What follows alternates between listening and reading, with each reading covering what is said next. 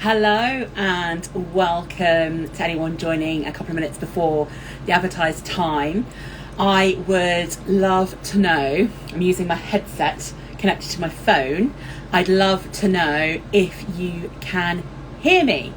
And if you can hear me, maybe just pop a thing in just to make sure that I'm not talking into nothing where there is no sound. So do let me know. Hi Chris.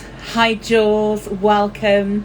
Lovely to see you both this evening on this lovely, glorious, sunny, amazing day. Thanks Chris for telling me you can hear me, that's always good. Just, still have nightmares about the first time I ever tried to do an Instagram live and talk to nobody for 10 minutes because I hadn't started it properly. We have these things in our world. Welcome Jackson, welcome Jules, welcome Chris. We've got some other people joining as we speak. So hello, welcome Pam, lovely to see you joining again. And today what I thought I'd do is to give you a little bit of intro to me, for those of you who don't know me, and many of you do. I want to do a few quick updates about everything that's going on in the world of Create WorkJoy. I want to talk for a little bit, and when I say talk, risk slightly of going slightly into rant mode, because I had a bit of a rant about it on LinkedIn the other day, and this is around this thing that everyone's talking about, which is hybrid working, and the kind of big debate around those things. Hi Becky, hi Nick, lovely to see you, thank you for joining in today. But around the hybrid working thing, and I am interested about this whole subject and organisations and what's going on with it and individuals, and I'll talk about that in a bit. And then I am so pleased to be joined today, different to originally advertised, because Rachel was going to be joining us, but unfortunately she's not very well. So Rachel, if you are listening in or if you are watching on replay, I hope you're feeling better. Look after yourself, it's way more important than anything to do on Instagram. So instead we have the fabulous Becky joining us today to talk about her experience of the WorkJoy programme, and it's been more than 6 months since she completed the programme, and I'm really keen to hear what's happened for her, where have things got to, and how have things progressed since then. So that's our plan for today. Those of you who've been on before, you know I love it when you ask me questions, tell me stuff, tell me what's going on in your world, because I love to respond to those things. If you've got things that you want me to talk about, pop them in. So let me start with a proper introduction for those of you who don't know me. I'm Beth Stallwood. I am the founder and lead coach of WorkJoy, createworkjoy.com. And I'm on a bit of a mission to help people get more joy into their working lives. And we all know that work can be joyful in some ways. It can be really life affirming. It can be really satisfying. It can be great. But also it can be really frustrating, annoying, boring, all of those different things. And we spend more than a third of our entire lives at work or working, depending on what you would call it. And I just don't think we should be miserable in that third of our lives. I think we should be really engaging and thinking and considering all the things that we could do personally, take ownership, take accountability for it, to build more joy in our working lives, because joy in our working lives actually spreads and it becomes joy in our lives overall. And quite frankly, I think we can all do with a bit of that in our lives. And maybe the sunshine is bringing you some joy today, maybe you've been able to get out in it. It is baking here in the UK. So yeah, here we are today. Let me go into a few quick updates on everything Create WorkJoy for you. So, WorkJoy Jam, the podcast, I know many of you are listening along. We now have all of season 2 out there. This week we're showcasing Simon Arrowsmith. Simon and I are good friends, and you will note if you've listened to it about halfway through, I ask him about 300 questions in one, and we have a bit of a giggle and have to start again. But we talk about storytelling and narratives and stories and how important they are in our worlds and in our lives. So do have a listen. He's number 6 of 14, so we've got plenty more to come over the summer.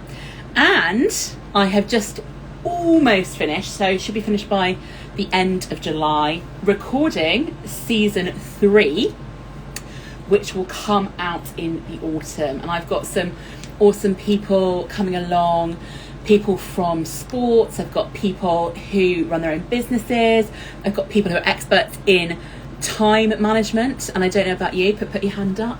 Give me a little wave if you are in the zone of finding time difficult to manage or finding priorities within that. Really great conversation there.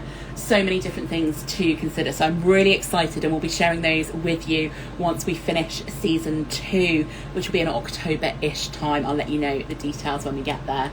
And also, if you know anybody or you want to hear from anybody, do let me know who you would want me to interview on the podcast. I'll go and ask anybody. So give it a go and we can see where we get to. We also wanted to tell you a little bit about Club WorkJoy. And I've told you a little bit before, and this is another little tweak. I've been working this week with my amazing technical people, because I am not a technical expert, on getting the app set up, which will be part of it, which is all about connecting, collaborating, having that platform where you can connect with other people, where you can network, where you can talk and gather the information and all the great content that we'll put on there. So that is all in development right now. It's getting very exciting. It's starting to look like something great. We will be launching in September, and ready for our first real thing in the 1st of October with the amazing events. I've got 12 incredible speakers lined up for you. I'm so excited to hear them.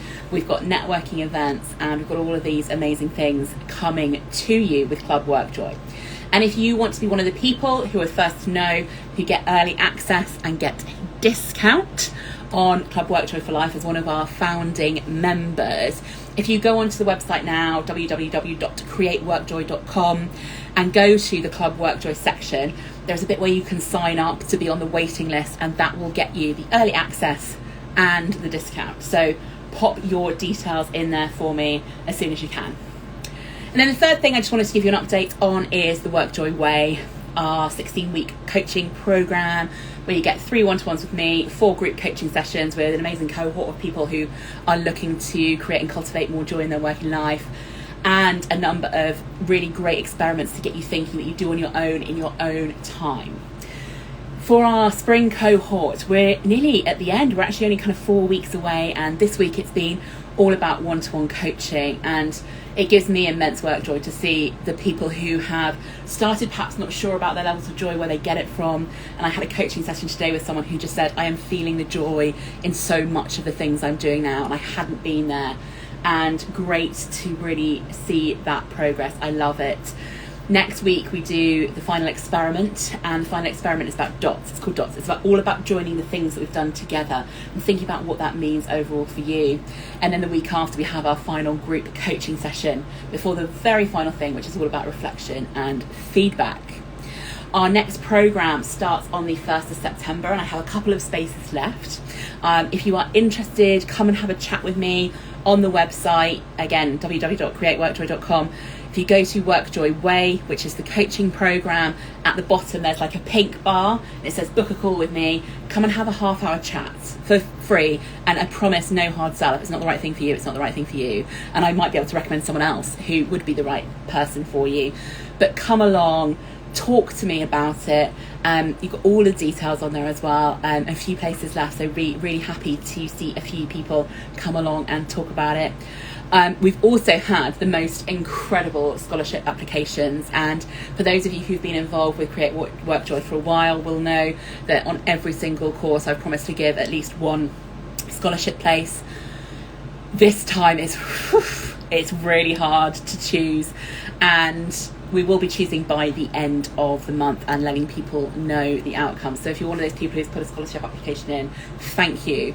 I am unbelievably impressed with the work and the thought that you have put into them, and I will come back to you soon and talk to you more about the outcomes of that.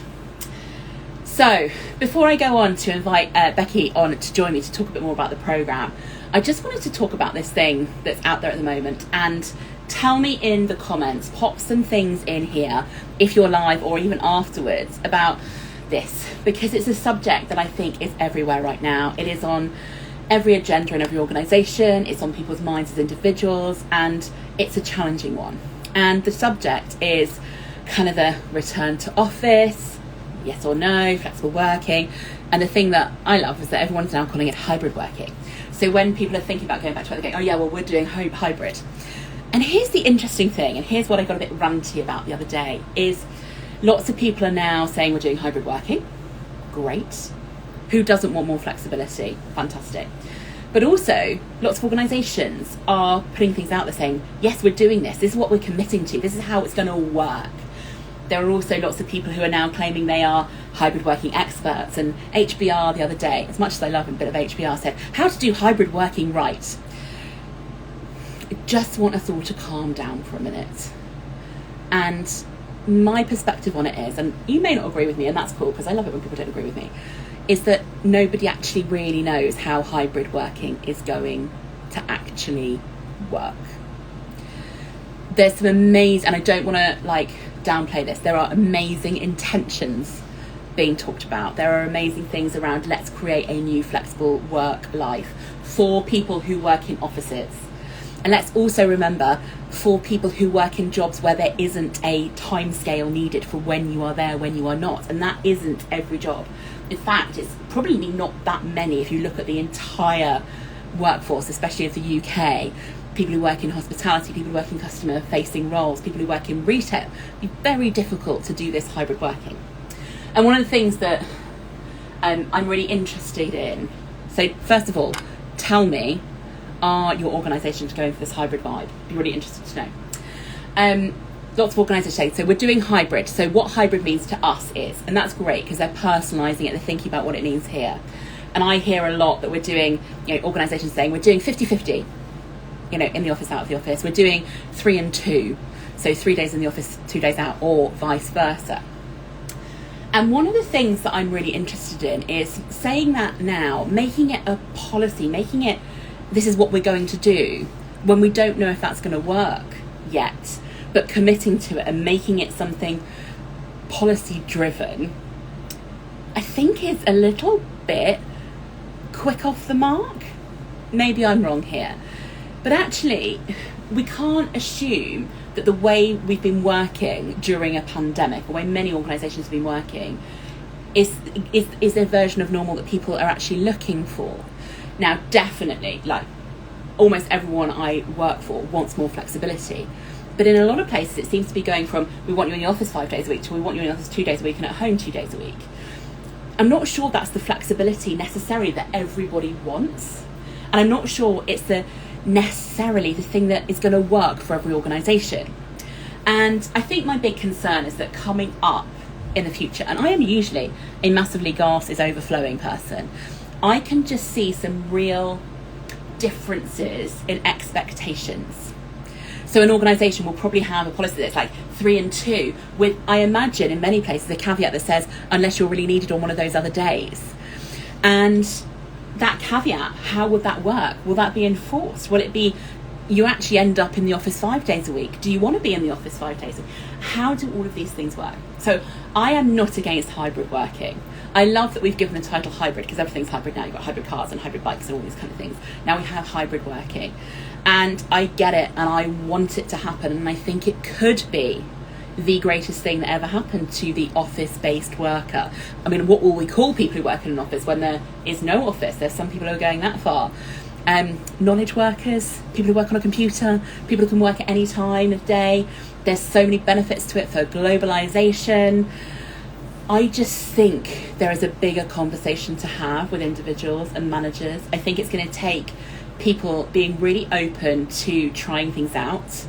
I was talking the other day, thinking about actually this should be a major experiment. Let's try some different things. Let's see how it works. And how do we maintain this balance between what an individual needs and what the organisation needs? And the third pillar that's often forgot about is, what does the team need? So an individual might want to work from home this many days. The organisation might say that's okay, but actually from the team perspective, is that okay? Would the other people benefit from you being in different days or different things? And then there's the whole managing the life around that work. I think it's a big topic. I think it's one with massive potential to do amazing things for WorkJoy, for your level of joy at work, if you can get it working. My main concern is that people who say they've got the answer already that we have created the full answer and we are ready to rock and roll. We've not tried it before, but we're going to go and do it this way, and this is now it. Moving from one very structured construct to another very structured version of it. Eek, just makes me feel slightly uncomfortable. Abby, don't think we're fully committed, still playing with office hours and flexible working from home. Brilliant. I think that's the thing. We're also not out of this situation completely yet, are we? There's still some people who are really uncomfortable. There's still some people who are really vulnerable. There are so many things that we have to consider. Things like, if you've got kids, is the wraparound care ready for you to be in the office that many days or not? How do we make these things work? Big question. I don't think I have the answer. And one of my things about coming on here and talking about it is I don't think we need to have the answer yet. And my main concern is when people say we have the answer, this is how we're going to do it. Because I think that's going to lead to, actually, no, that didn't work. This is not how we're going to do it. And a lot of disappointment. So my recommendation is to everyone who is listening or watching back on replay. First one is, if you're in a world where you're thinking about this hybrid working, if your organisation is going down the route of more flexibility, be open to the fact that what they say now may change, because it might, because there's this whole experimenting, trying it out, working out things. So you're going to need to be ready maybe for some different things to come at you. The other thing I really recommend you do as an individual in an organisation is have a really open, honest conversation with your line manager that says, actually, here are some things I'd like.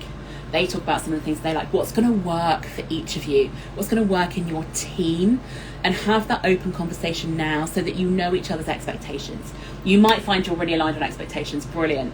Make it work. Go with it. Make it happen. You might find you're a little bit apart and there might need to be some compromise on both sides. And remember that compromising on both sides is a really important thing in any kind of relationship. And if you're a leader in an organisation, if people are reporting into you, don't wait for them to come to you. Have the conversation. Talk about what your expectations are. This may be the policy, this may be the approach, this may be what we're thinking about. How is that going to work? And it's going to take a lot of talking. It's going to take a lot of trying things out. It's going to take a lot of feedback about, actually, is this working for me? Is this working for you? Is this working for us? Is this working for the organisation? To really get to make hybrid working work. So slight rant, slight positioning, slight hopefulness, actually not slight, massive hopefulness that this could be a great thing. I'm always talking about one of the things that people love is choice, to be able to make things happen that work for them. But let's embrace it in a way that we don't know. I don't think any organisations were really nailing hybrid working before the pandemic. The pandemic has given a fake version of what working from home looks like, because almost everybody did it at some point who were office-based workers. Almost everybody was doing it. Having some people at home, some people in the office, different days, different things, is a much more complex, knotty thing to handle. And that's going to take some real thinking, some real conversations, and some real skill. So that's probably all I have to say about it. And I'm so fascinated to see how it happens and how it plays out. I think that gap in expectation, try and narrow it wherever you can. Take that ownership for doing that. I'm going to take a little sip of water. Tell me anything more. So Abby's shared there. Anyone else thinking about how their work is going to work if you are an office-based person? Equally, if you're not an office-based person, or you're a person who can't do their job from home, because it is not possible. I imagine if you are in the service industry and you're in hospitality, probably very difficult if you are a waiting staff to work from home. It might be very difficult if you do very different types of job. I know some jobs in things like IT, you need to be there where the infrastructure is. So it's not the same for everyone. And this is where it gets tricky, is that real individual, team, department need. So yeah, that's where I'm at with it. Massively hopeful, slightly sceptical about the actual process for making it happen. Lovely.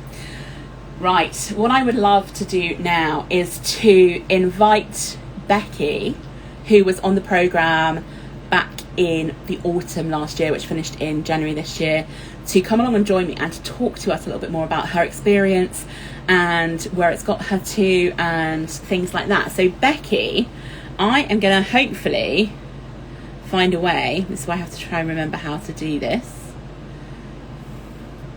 is to try and invite you to join me. And this is where I have to remember how to do it. Now, Becky, you might be able to do it from your end. Forgive me. Remember, technology is not my favourite thing. Oh, hang on a minute. Invite people to go live with you. Here we go. I'm doing it.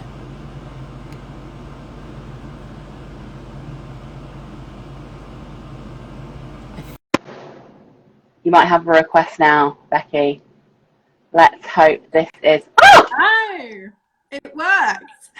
So this is the second time I've ever done it. So, it takes a lot to learn for me on the techno side of life. Well, thank you. Thank you, Becky, for joining in.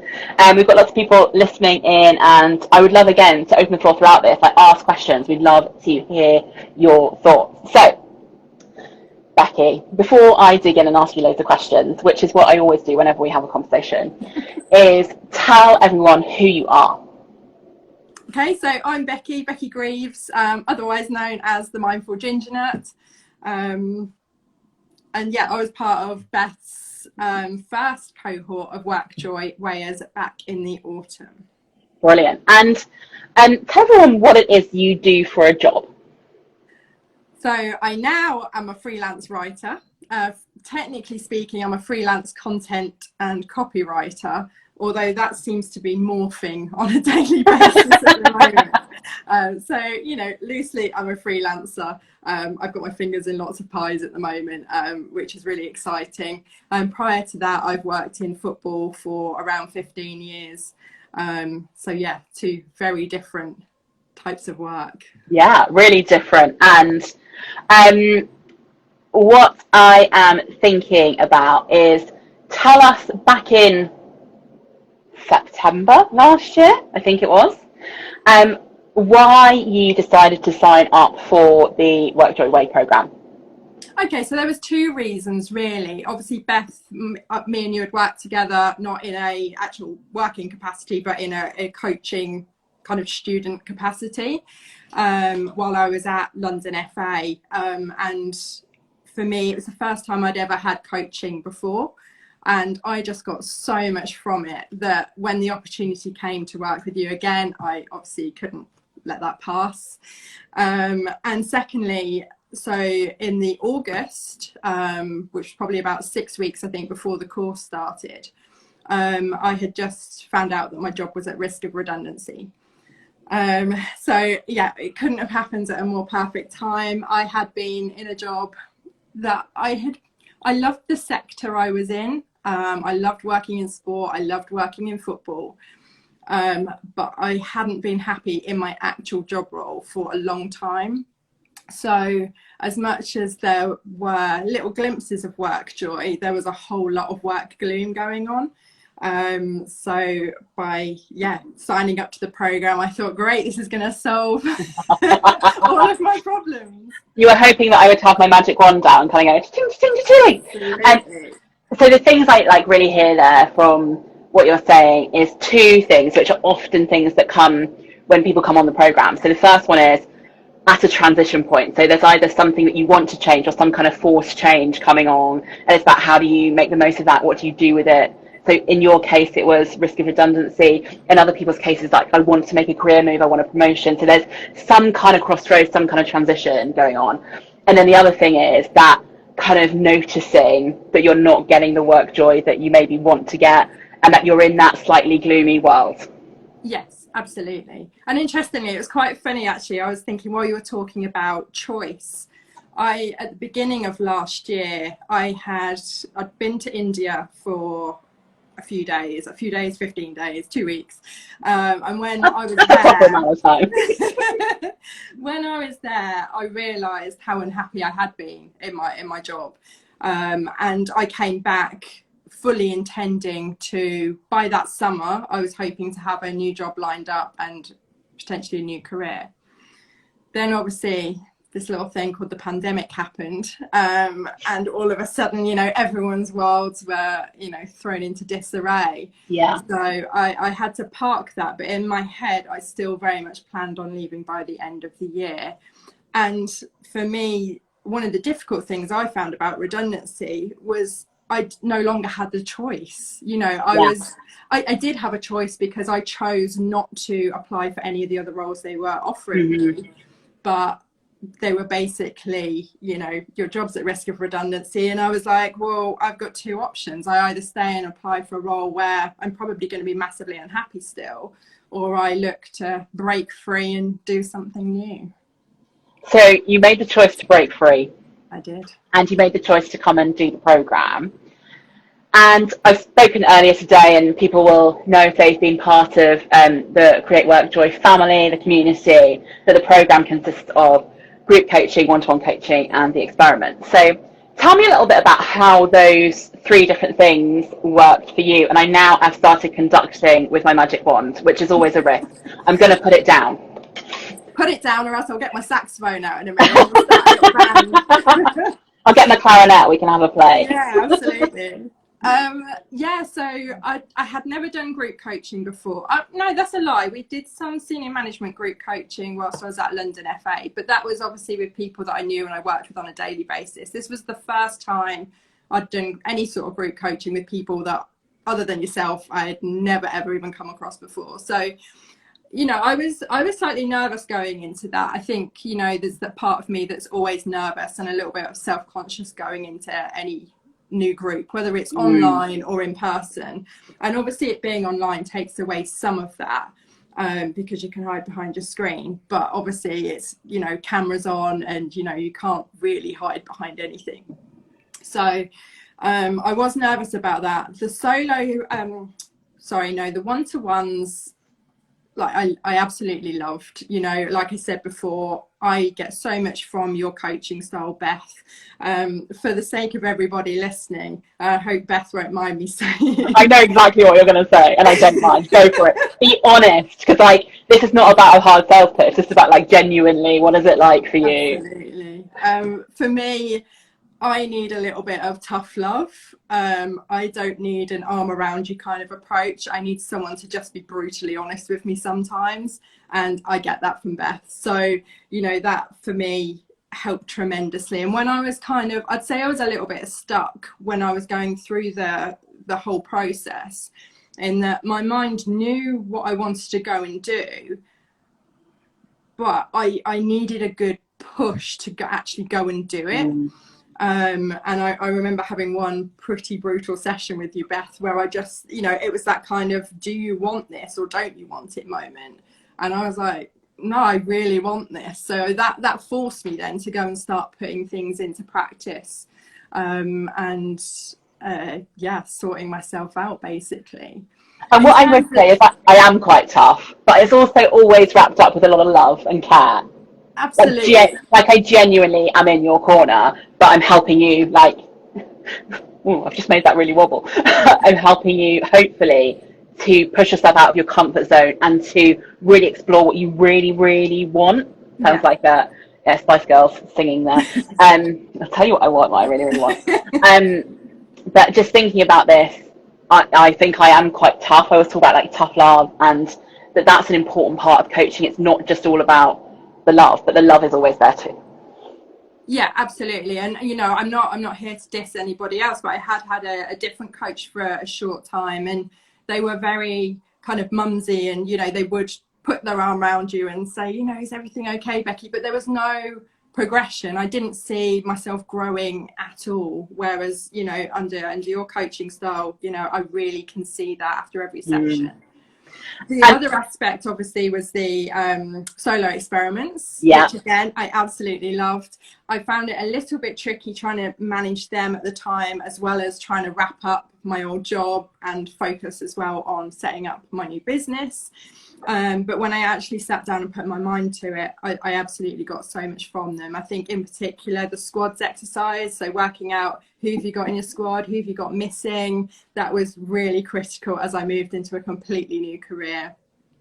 And then being massively into social media, the stories exercise as well, I just absolutely loved, you know, any excuse to write. And you know, the thing is as well with the solo experiments is they pop into your inbox from the system like every other week, And for people who are concerned about that time frame and being able to do it, is that nothing else that happens is critical on you completing that activity. Having read it and understanding kind of what it's about before you go into the group coaching sessions can be helpful, not necessarily essential, because you still get loads from hearing what other people have done. And the other thing is that they're there for you to download, and you have them, even if you want to go back to them after the program, if you want to refer back and rewrite your story, if you want to relook at your squad, they're there for you kind of indefinitely. So you've got them as part of your little toolkit that you take away. And some people spend like ages doing them, some people do them really quickly. You probably need a minimum of an hour over a 2-week period to get it done within that time frame. But some people spend lots of time on them because there's something that they get really excited about. Some people spend a little time on them. Some people, the experiments are where they spend much time. So I think it's really flexible to how you want to do it. It does work in the flow of the program, but it's not essential that you've done absolutely everything at a certain point in time. And I think we've got to remember that, like, people are working. Sometimes people get a bit nervous when I say it's a 16-week program. They're like, what, every day for 16 weeks? I'm like, no, calm down. It's not every day for 16 weeks. It just happens in the flow of that 16 weeks there. One thing I just wanted to go back to, actually, I think it's an interesting point you were saying about being a bit nervous about the group coaching sessions, and especially because you're with people you've never met before. And I think it's one of the most challenging things for people, actually. Most people say, oh, that bit I am a bit nervous about. You're going to be with kind of 7, 8, maybe even 9 other people from different organizations. We never have more than one person from one organization on the program, because we want it to be that wider network, and for everyone to be able to be free and open and honest about what's going on in their world. And what we find is you have more than one person from the same organization, you're not quite as free. However brilliantly we set it up, it's not quite the same. And what you tend to find is that first group session is like a bit more getting to know you. And a couple of weeks ago we did the third group session for the cohort that we're currently in. And they're like, this is amazing, it's brilliant, we've got all these things going on, but it just takes a little bit of time to get used to that format. But once you're in there, I think most people absolutely love it. Yeah, definitely. And I think you could see that through our cohort as well. You know, by the end of it, I would quite happily have gone and had a drink in a pub somewhere, had the world been open at that point, you know, and chatted through our various careers and stuff. So yeah, I think as much as it is daunting going into it, the way you put the group sessions together, you're not like physically forced into getting to know people, but you know the right questions to ask to get people talking, and to just break people in gently. And it might be interesting here because Abby, I think, is watching us, and Abby is on our program right now, so she's kind of 3 sessions into 4. Abby, if you've got anything to add to that on the group coaching and what that's meant to you, I'd love to hear your thoughts, because I think it'd be really interesting, because every group is slightly different. How is that working for you? So that's the kind of program elements. What I'd love to hear from you is, what did you get out of the program? I got so much out of it, I don't know where to start. So, I mean, I suppose the first thing is I got some more tools for my toolkit to help me find my work joy. You know, I think by the end of the program, I had just set up my business. So it really helped me to put things in place so that I could go and start my own business. And you know, I think for me, one of the key things was I built up in my previous career a massive network within football, and I was moving into a sector where, quite frankly, I didn't think I knew anybody. But actually, by just reaching out to a handful of people, all of a sudden you realise that, you know, you might know somebody who knows somebody who's in the industry. Even through yourself, Beth, I know you put me in contact with one of the WorkJoy Jam guests who was a writer, which was really helpful. So I think, yeah, I came out with an increased confidence in who I was and where I was going. I came out knowing that actually WorkJoy, my level of WorkJoy that I get, sits completely with me. And, you know, it is about getting getting joy out of any day. You can be having the crappiest day, crappiest day, but still have elements of joy, whether it's actually in your home life or your work life or Yeah. something in between. So yeah, I mean, for me, it's changed things on every level. You know, it hasn't just impacted my work life, it has impacted my personal life. I have set better boundaries. I now have better work-life balance than I've ever had before. And I have joy literally in every day. In fact, like, the joy for me now, I'm in a different industry, far outweighs the gloom. I don't think I've had a gloomy day, even mid-pandemic, since, you know, I jumped careers. Amazing. And I think one of the things I just say about that is that realization that the joy belongs within you, and that you can create it and cultivate it and bring it into your life, is one of the things that people are often waiting for other people to give them the joy, for their boss to be better at recognizing their work, or for them to get recognized for a promotion, or for them to get feedback, or for them to have a team that works more efficiently. They're waiting. And I personally think, because I do the exercises as well, because I think it's fun to go back and do them, is what it teaches you is actually you can find it yourself and you can create it within you, so that you need less of that external recognition, and you're able to say, actually, this is what I'm looking for, and this is who I am, and this is what I'm ready to do, and I can create those boundaries, and they're good for me, and I can work in a way that makes me more joyful. And that's not just for people who are kind of going from, in your world, you went from kind of the employed world to the self-employed world. That's people who are in jobs that are exactly the same 6 months later, with managers who are the same, with all of these things that are the same, but being able to find and experience more joy that way. Abby's put a couple of comments on. I'm going to read them out because I know on replay you don't necessarily get to see the comments, which we worked out a couple of weeks ago. Is I enjoy the group sessions and breakout rooms. It's great to be able to meet all the different people on the course and also hear their experiences. It makes me feel a little less crazy with what is going on in my head, knowing that other people are going through similar challenges. It's very empowering. I think that's a great thing, isn't it? So often we listen to the little voices in our head going, you're slightly crazy, no one else feels like this, everyone else has got it nailed, I'm the one who can't work it out. And actually hearing other people have similar challenges, and what we end up with usually on the programs is people from all walks of life, all different industries, all different ages, all different levels of experience, seniority, all of those different things. And there is so much to be learnt and understood through working with different people. Abby's also saying, I agree with Beth, it's that knowing that our work joy is our choice too, and that we have the power at work. Yeah, you do. Now, that's not to say that every minute, so I'm always big on not every minute of your working life will be completely joyful. Like, there's always stuff and things and that happen that might not be great, but it's knowing that you have, as you said, Becky, this toolkit, and you're able to use that toolkit in your working life. So I've just talked for ages. Becky, tell me, or don't tell me, tell the people watching either here live or in replay who you would recommend this program to.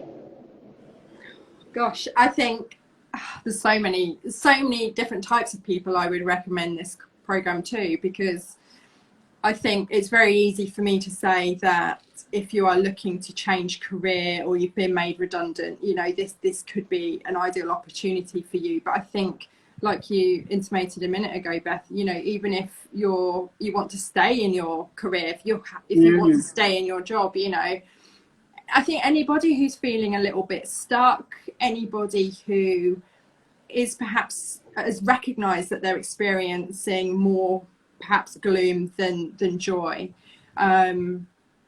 it would be ideal for anyone like that. I mean, I could give you a whole list probably of people I think should join it, but yeah.